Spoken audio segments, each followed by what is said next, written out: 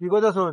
ওইটা দিয়ে এই যে রাস্তার উপরে হাজার হাজার দোকান দিছে, হ্যাঁ, মানে দোকানটি উঠাইবার লাগিয়া। আসসালামু আলাইকুম রহমতুল্লাহ বরকাতু। আসলে বিশেষ করে আমরা এই জ্যামের নিরসন কবে হবে এটা আমরা বলতে পারি না। তারপরেও দেশে অনেক উন্নয়ন হইতেছে। প্রতিটা সরকার যে সরকারি আসে প্রতি সরকারের আমলেই উন্নয়ন হয়, কিন্তু আমাদের যে এই যে জ্যাম বিষয়টা এটা আমাদের আসলে ভোগান্তি। এই ভোগান্তির জন্য আমরা কবে যে এটার প্রতি নিরসন হব আল্লাহ পাক জানে। তবে দেখেন এই যে আজকে যে মাওনা চৌরাস্তা যে জ্যামটা, এই যে দেখুন যে জ্যামটা বাচ্চে প্রায় আমি এনে প্রায় 1.5 ঘন্টার মতো। আঙ্কেল কি জানি বলতে চাইতেছে দিয়ে শুনি আমরা। কি কথা শোন? ওইটা দিয়ে এই যে রাস্তার উপরে হাজার হাজার দোকান দিছে, হ্যাঁ, মানে দোকানটি উঠাইবার লাগিয়া।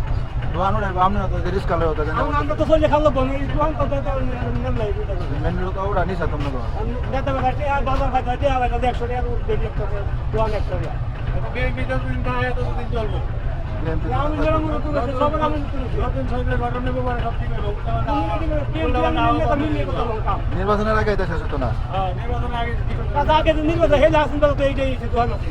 এটা উল্টা আরে ভালো না উল্টা থাকতো না। সবাই একরকম, হ্যাঁ? উল্টা সব দাও। যাই হোক, কাকার কথা শুনলাম। কাকা যে কথা বলছে জনগণের মতামত এক একজনের এক এক মতামত, কিন্তু বিশেষ করে আমরা এই জ্যামের যে নিরসন এটা যাতে আমরা অতি শীঘ্রই যাতে নিরসন হয় এই লক্ষ্যে সকলের যাতে এই দৃষ্টিটা থাকে।